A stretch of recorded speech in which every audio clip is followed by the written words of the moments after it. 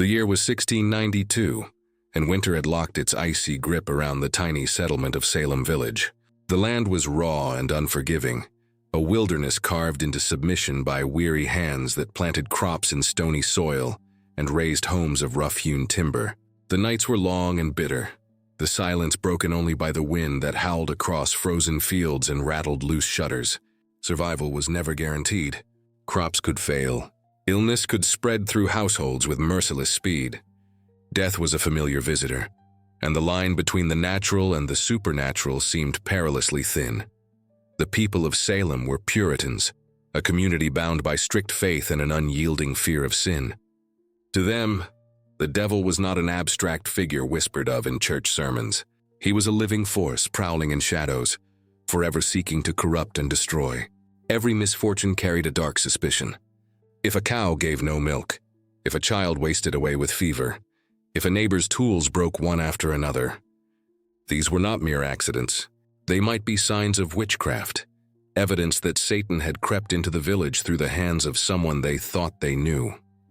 This fear simmered beneath the surface of everyday life, a low and constant hum, until it erupted one cold January in the home of Reverend Samuel Parris. His 9-year-old daughter Betty and 11-year-old niece Abigail Williams began to suffer strange fits. They screamed, twisted their bodies into impossible positions, and cried out that invisible forces were tormenting them. Neighbors rushed to witness the spectacle, their faces pale in the glow of candlelight, as the girls shrieked and convulsed. "The devil is here," some whispered. "The children are bewitched." The village doctor was summoned, but after failing to find any medical explanation, he delivered a chilling conclusion. This was no illness of the body, but a sickness of the soul. The word bewitched left his lips, and with it Salem crossed an invisible line from suspicion into hysteria. Soon, other young girls in the community began to display similar symptoms, falling into trances, shrieking at unseen attackers, claiming spirits clawed at their skin or whispered threats into their ears. The villagers were caught in a fever of dread. To the Puritan mind, this was undeniable proof that the devil had infiltrated Salem. Someone among them had made a pact with dark forces, and now the entire settlement was in peril. In a world where religion ruled every thought, the explanation was as terrifying as it was absolute. Witches walked among them, and if witches could walk among them, then no one was safe. Whispers grew into accusations, and accusations soon sharpened into names. At first it was the outsiders, those already distrusted or scorned. A Caribbean slave woman named Tituba, who lived in Reverend Parris's household, was accused of teaching the girls forbidden practices. Sarah Good, a destitute beggar, and Sarah Osborne, a woman who had fallen out of favor with the church, were also singled out. To accuse them cost the villagers little, but the real danger began when fingers turned toward respected neighbors, even friends, and the hysteria spread like wildfire through the community. The people of Salem did not see themselves as cruel. They believed they were defending their village, their families, and their very souls from eternal damnation. But fear is a dangerous master, and in Salem it soon twisted faith into a weapon. It is easy to think of these events as relics of the past, the mistakes of a superstitious age. Yet when you walk the streets of Salem today, when you see the weathered gravestones leaning in quiet burial grounds, there is a sense that the story never truly ended. Many claim that the energy of the trials still lingers. Visitors have reported shadows that move against the walls, whispers carried on the wind, and icy hands brushing against their skin though no one stands nearby. It is as if the voices of the condemned, silenced centuries ago, still cry out for justice. The Salem Witch Trials were not just about witches. They were about fear, control, and the fragile nature of human belief. They revealed how quickly suspicion can become accusation, and how accusation can spiral into death. Before the madness burned itself out, more than 200 people had been accused, and 20 innocent souls were executed. Their lives were cut short, their names forever tied to one of history's darkest chapters. But this is only the beginning of our journey into Salem. The question remains, what truly happened in that small Puritan village? Were the fits of the girls genuine afflictions, born of sickness or poisoning? Were they manipulations, born of jealousy and personal grudges? Or was there perhaps something unexplainable? Something darker, lurking in the shadows of New England's haunted soil? The answers, like the ghosts of Salem, refuse to rest easily. And so, as we step deeper into this tale, we find ourselves asking not only what happened 3 centuries ago, but why the echoes of those trials continue to haunt us still. The strange fits of young Betty Paris and Abigail Williams marked only the beginning. In a village already primed for fear, their afflictions were like sparks in dry brush. Soon, other children began to echo their behavior. Ann Putnam Jr., a 12-year-old from one of Salem's most prominent families, claimed to see specters lurking in her room at night. Elizabeth Hubbard, only 17, insisted that spirits clawed at her and whispered threats in the darkness. Before long, it seemed as if a wave of invisible tormentors had descended upon the youth of Salem. The community was aghast. To the Puritan mind, children were innocent vessels closer to God than adults hardened by sin. If even children were under attack, then surely Satan's hand was at work in Salem Village. When the afflicted cried out, their voices carried the weight of divine testimony, and the more they cried, the more people listened. In packed meeting houses, the afflicted girls writhed and screamed as ministers prayed over them. They pointed trembling fingers at neighbors in the crowd, declaring that specters in ghostly shapes were tormenting them. "There, she pinches me. He pricks me with needles," they wailed, collapsing to the floor in convulsions. To those who watched, the evidence seemed undeniable. After all, how could a child, pale with terror, fake such torment? Soon the names began to fall from their lips, names of women and men who had lived among them for years. Tituba, the enslaved woman from Barbados who served Reverend Paris, was accused of leading the children into dark rituals. Sarah Good, a poor woman who begged from door to door, was branded a witch because of her foul temper and muttered curses. Sarah Osborne, who seldom attended church and quarreled over land disputes, was marked as suspicious. These early accusations followed a grim pattern. Salem targeted the vulnerable first. Those already on the margins of society, those least able to defend themselves, became the easy scapegoats. But once the machinery of fear began to turn, it would not stop with the outcasts. Under pressure, Tituba confessed. Her testimony painted a vivid picture of witchcraft: black dogs, red cats, yellow birds, and spectral figures urging her to sign the devil's book. She claimed that there were many witches in Salem, working together to destroy the village. Her words exploded like thunder in the ears of the Puritans. If witches had allies, then anyone could be in league with Satan. Suddenly, suspicion extended far beyond the poor and powerless. As more people were accused, the afflicted children continued their performances with feverish intensity. They convulsed, screamed, and collapsed, their bodies writhing as if unseen hands held them. They described witches flying on sticks, spirits clawing at their flesh, and cold presences pressing against their chests. The entire village leaned in, horrified and enthralled. Each fit was both a spectacle and a warning. The devil's work was all around them, but beneath the surface, the accusations also served another purpose. In a community rife with land disputes, family rivalries, and jealous grudges, the trials became an opportunity to settle old scores. The Putnam family, powerful and influential, supported many accusations that just happened to fall upon their rivals. Fear of the devil gave cover to greed, envy, and vengeance. Salem's children may have screamed of witches, but their cries were amplified by the ambitions of adults. Still, to the people of Salem, there was little doubt. When Ann Putnam Jr. shrieked that she saw the ghost of Sarah Good's child, who had died young, accusing its mother of murder, the villagers gasped. How could a child know such things unless the devil revealed them? When Abigail Williams pointed at churchgoers in the meeting house and collapsed in a fit, how could that be anything but witchcraft? Spectral evidence, visions and claims of being tormented by ghostly shapes, became admissible in court. It was a dangerous precedent. Anyone could say they saw your specter attacking them in the night, and it would carry weight as truth. How could you defend yourself against an accusation born from dreams and nightmares? By spring, the village was gripped in hysteria. Ordinary life unraveled. Fields were left untilled, disputes were forgotten, and neighbors eyed each other with suspicion. Families prayed aloud for protection, while others sharpened their tongues for the next accusation. Salem had become a village under siege, not by armies or raiders, but by fear itself. Looking back, one cannot help but wonder, were the children acting? Were their fits a performance born of pressure and expectation? A way to seize attention and power in a society where children were expected to remain silent?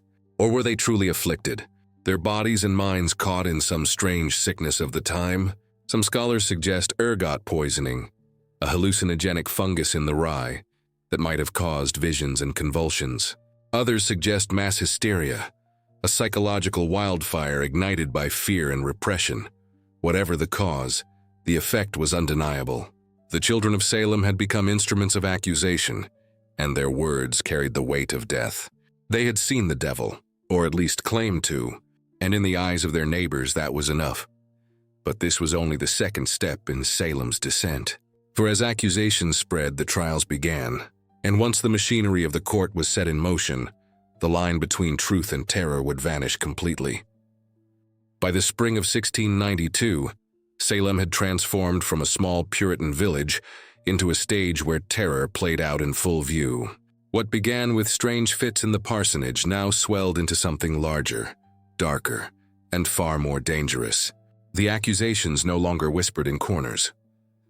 They thundered from pulpits and echoed in courtrooms. Fear had found its machinery, and once it began to turn, it spared no one. The colonial government, alarmed at the chaos gripping Salem, authorized a special court to handle the flood of accusations. It was called the Court of Oyer and Terminer, which in French meant to hear and determine. But for the accused, the court meant only one thing: doom. Presided over by stern magistrates like William Stoughton, the sessions carried an air of divine judgment. Judges, ministers, and townsfolk all gathered to watch as the accused were dragged into the chamber. Evidence, in the traditional sense, was scarce. There were no fingerprints to dust, no scientific tests, no investigations as we know them today. Instead, the court relied heavily on testimony, and most damning of all, spectral evidence. If an afflicted girl collapsed in spasms and cried that your specter had attacked her in the night, the court took it as proof. If a neighbor swore they saw a shape with your likeness hovering over their bed, it was considered evidence enough. The intangible was treated as iron. One by one, the accused were brought forth. Some denied the charges with tears in their eyes, begging the court to see reason. Others, under unbearable pressure, confessed to crimes they did not commit, hoping a confession might spare them the noose. The court encouraged these confessions, for every admission proved that witches existed and justified the hysteria. Tituba had started the cycle, but others followed, spinning tales of Sabbaths in the woods, contracts signed in blood, and shadowy figures promising power. Each confession fueled the frenzy, and each accusation pulled more names into the fire. The community was split apart. Families turned against each other. Neighbors whispered in fear. To defend an accused witch was to risk suspicion yourself.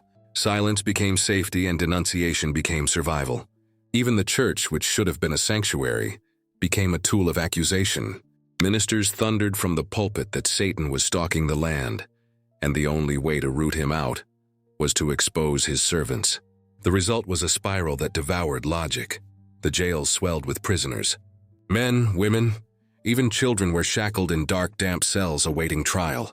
Some languished for months, surviving on scraps, chained to walls as the summer heat bore down. Livestock wandered untended, fields lay fallow, and Salem itself began to wither under the weight of its paranoia. And yet, there were those who stood defiant. Rebecca Nurse, a 71-year-old respected matron, was accused despite her reputation for piety.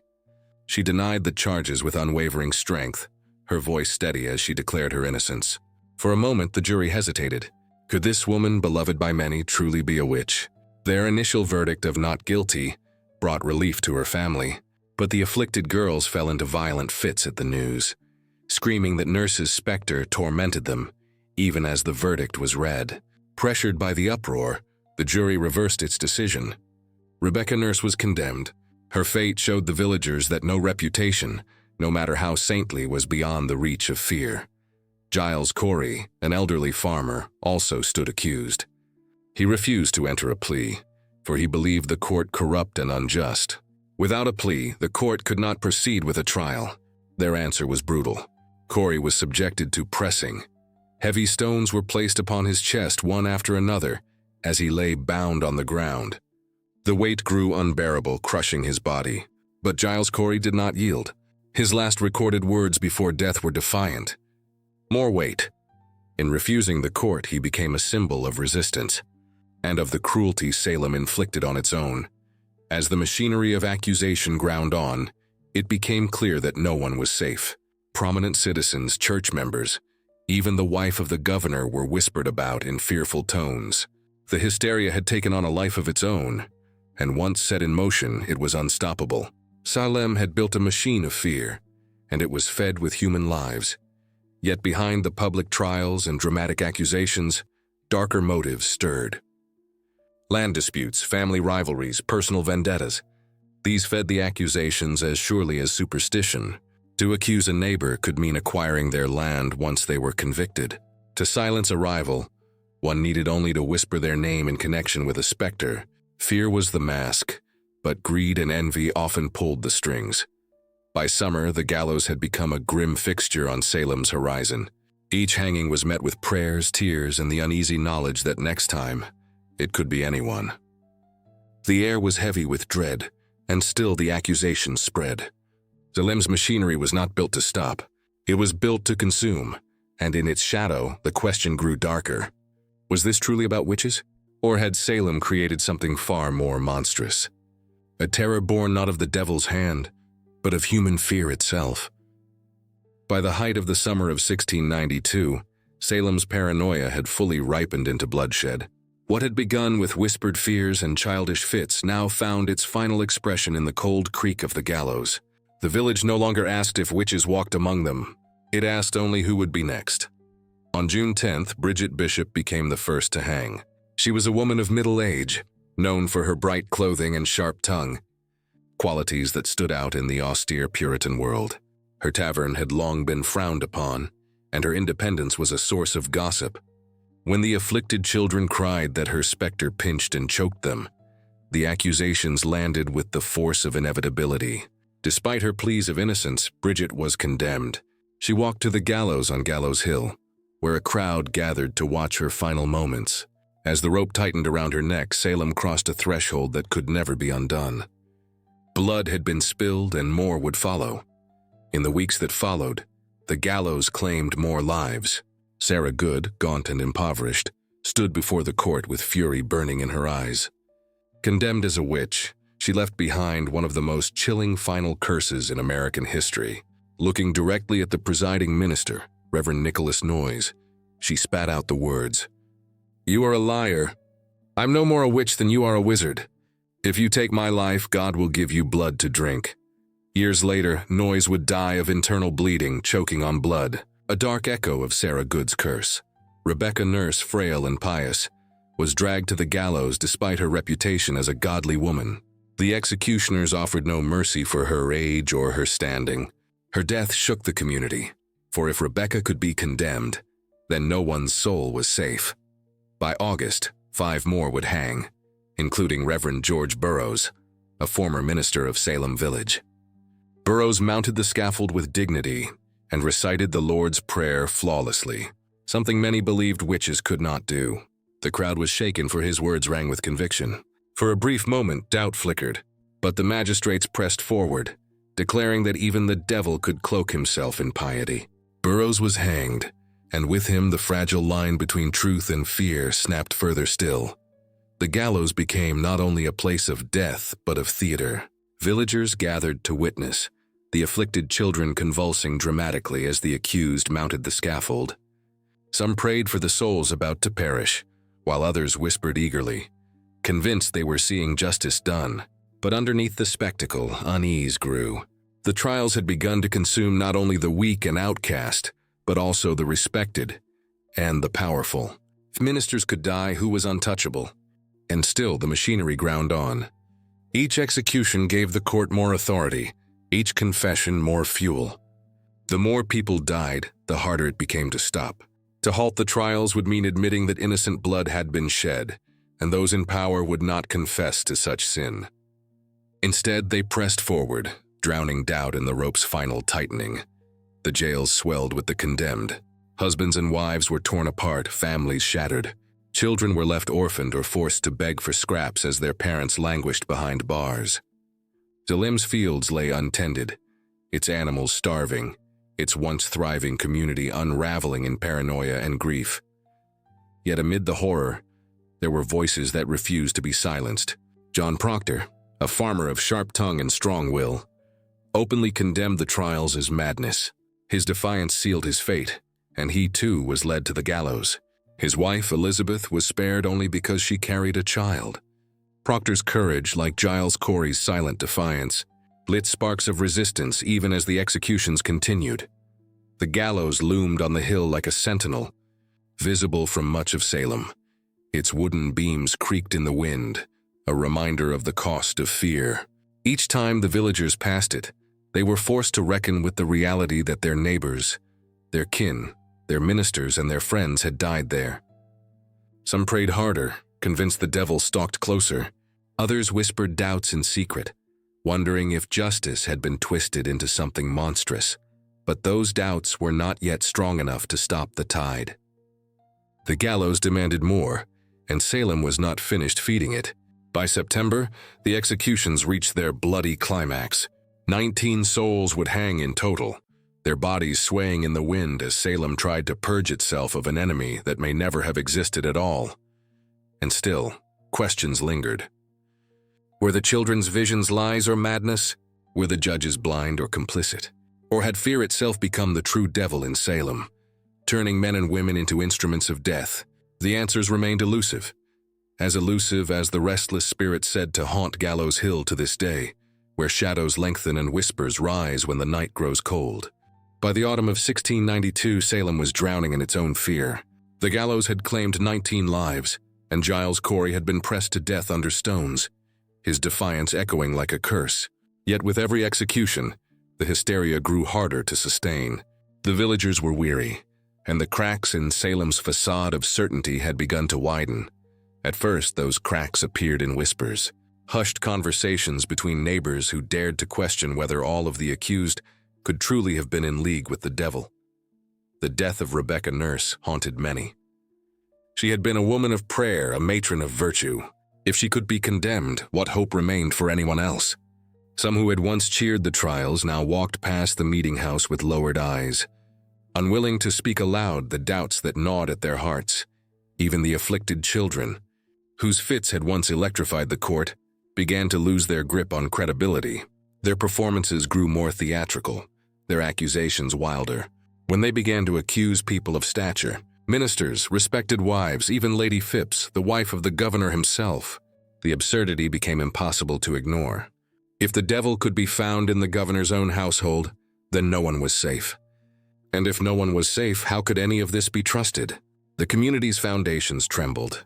Families who had once lived side by side for decades now regarded each other with suspicion or outright hostility.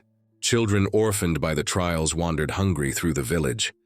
Fields lay untended, livestock perished in barns, and trade with neighboring towns faltered. Salem's very survival was at risk, not from witches, but from its own unraveling.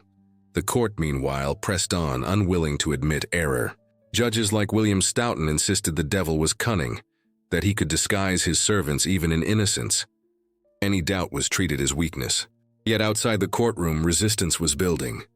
Ministers like Increase Mather, a respected voice in Boston, began to denounce the reliance on spectral evidence. "It were better that 10 witches escape," he declared, "than that one innocent person should be condemned." His words rippled through the colony, a challenge to the court's authority. Others, too, stepped forward in defiance.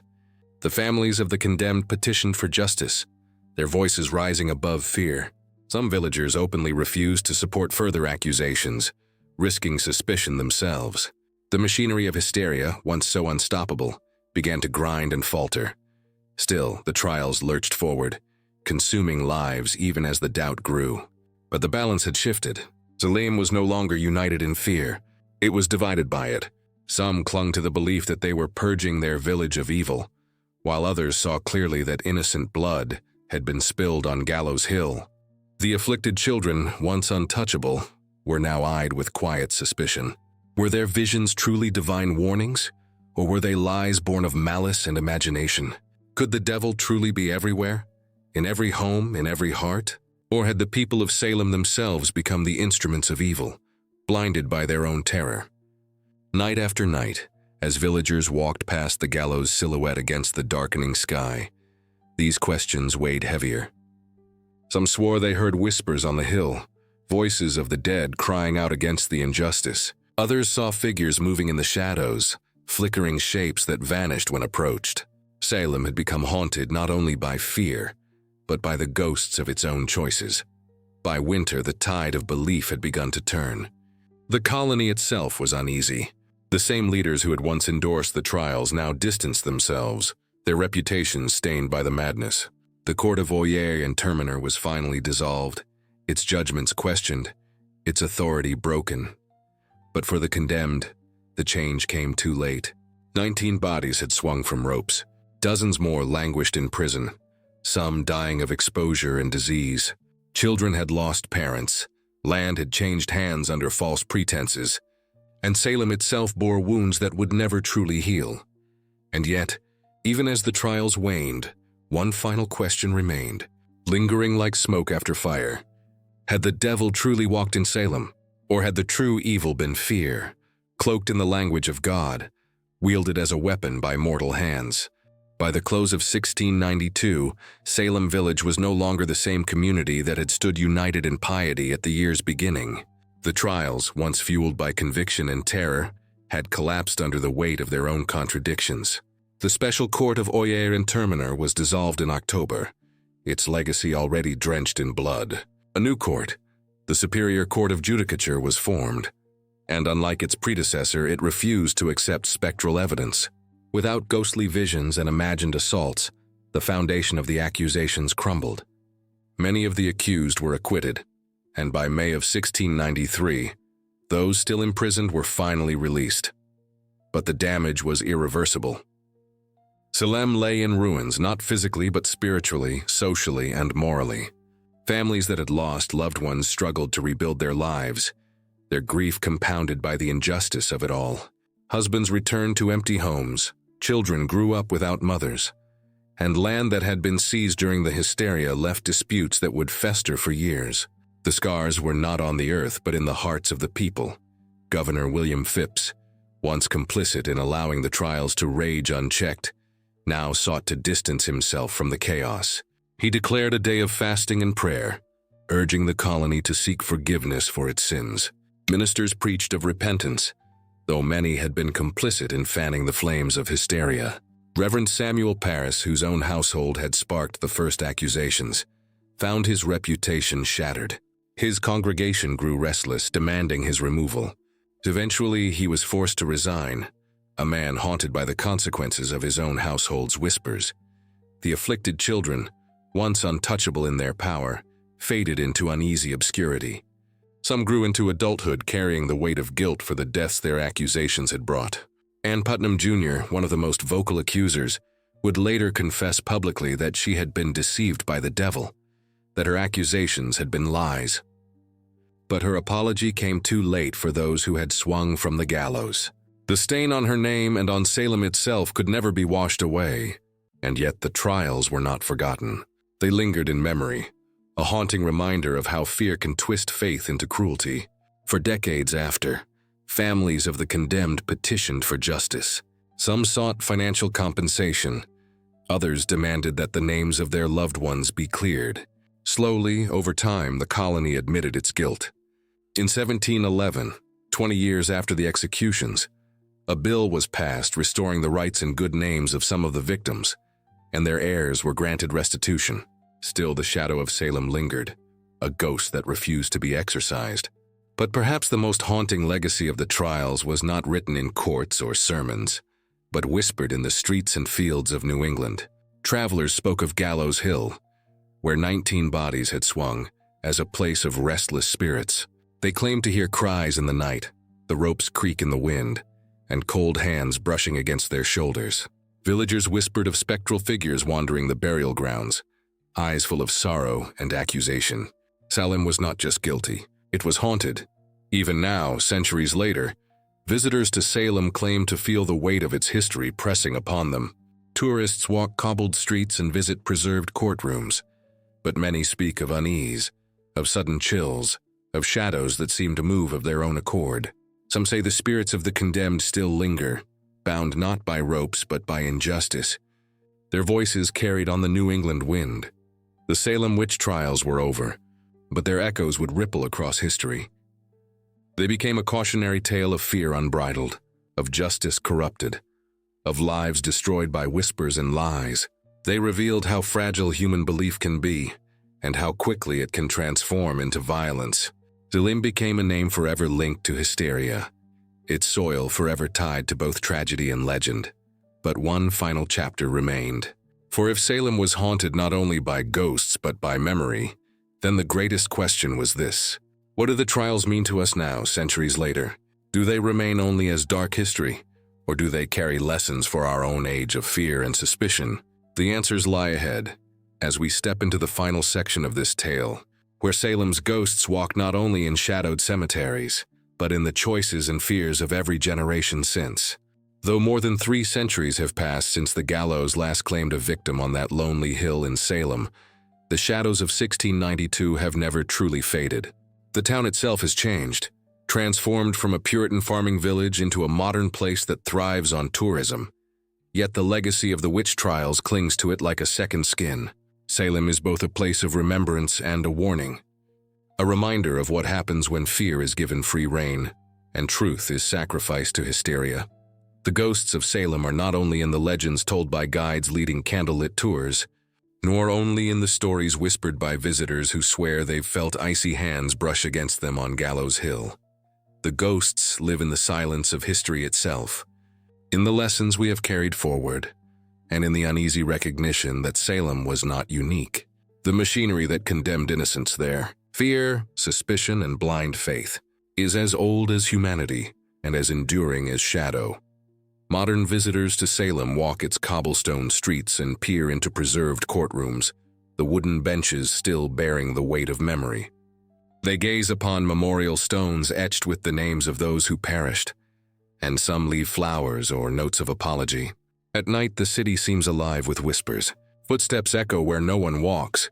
A flicker of movement crosses an alley. A sudden chill settles over the skin. Guides say the spirits of the condemned are restless still, unable to find peace after the injustices they endured. And perhaps they are right. After all, how can a soul rest when its life was stolen by lies? But Salem's haunting is not just in its ghosts. It lives in every society that has turned fear into a weapon. The witch trials echo in the dark chapters of history that followed, in persecutions, in scapegoating, in the relentless hunt for enemies, both real and imagined. The trials remind us that hysteria does not vanish. It adapts, waiting for another spark to ignite it. And so to remember Salem is not merely to honor the dead, but to guard against the living dangers of fear and ignorance. Yet despite its tragedy, Salem also became something more. The voices of those who died were not lost entirely. They live in the lessons of fairness, of skepticism, of justice tempered with mercy. They live in the recognition that it is better for the guilty to go free than for the innocent to perish at the hands of lies. And they live in the courage of those who resisted. Giles Corey refusing to plead, Rebecca Nurse holding firm to her innocence, John Proctor condemning the madness even as he faced the noose. Their defiance became a testament that even in the darkest of times, truth still finds its voice. When we speak of Salem, we speak of tragedy, but we also speak of endurance. The condemned are remembered, their names cleared, their innocence restored. If not in life, then in history. But memory itself can be a haunting, and Salem wears its past like a shroud. Walk the streets on a misty evening and you will feel it. Look toward Gallows Hill at twilight, and you may hear the rope creak in the wind. Step into the old burying ground, and you might sense eyes upon you, watching, waiting, reminding. The Salem Witch Trials were more than a historical event. They became a story woven into America's very identity, a reminder of the fragility of justice and the dangers of blind fear. They became legend, folklore, and haunting. Their echoes carried not only in New England but across the world as a parable of human folly. And for HauntQuest TV, this is where the journey begins. In the cold winter of 1692, where faith, fear, and death danced together in the flickering light of Salem's candles. Even now, centuries later, Salem asks us a question we cannot ignore. Do we learn from the shadows, or do we allow them to rise again? The answer belongs to each of us. For the ghosts of Salem are not just restless spirits of the past. They are warnings for the living.